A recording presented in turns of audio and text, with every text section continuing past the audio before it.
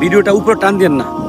আমি এখন যে কথাটা বলবো, আল্লাহ পাক বান্দাকে বেহেশতে নেওয়ার জন্য জিম্মাদারি হয়ে যাবেন। কোন আমলটি করলে আমি সেটা বলবো। আপনি যদি ভিডিও টান দেন তাহলে জানবেন কীভাবে ভাই?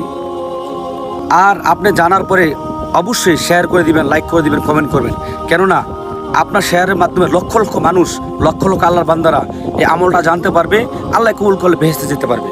আমলটা হচ্ছে, যদি আপনারা গুরুত্ব সহকারে, কি বলা হয়েছে হাদিস শরীফে, গুরুত্ব সহকারে 5 ওয়াক্ত নামাজ যদি আদায় করেন, গুরুত্ব দিয়ে নামাজের টাইম টু টাইম গুরুত্ব দিয়ে 5 ওয়াক্ত নামাজ যেই ব্যক্তি আদায় করবে, আল্লাহ তাআলা তাকে বেহেশতে প্রবেশ করানোর জন্য জিম্মাদারি হয়ে যাবেন। সুবহানাল্লাহ। এর জন্য বেশি বেশি শেয়ার করে দিয়েন, যাতে আমার ভাইয়েরা, আমার বোনেরা জানতে পারে। আমলটা জানতে পারলে তো করতে পারবে, করতে পারলে হয়তো আল্লাহ কবুল করে তারা বেহেশতেবাসী হবে। এই জন্য মুসলমানের কাজ হচ্ছে এক ভাই আরেক ভাইকে সাহায্য করা।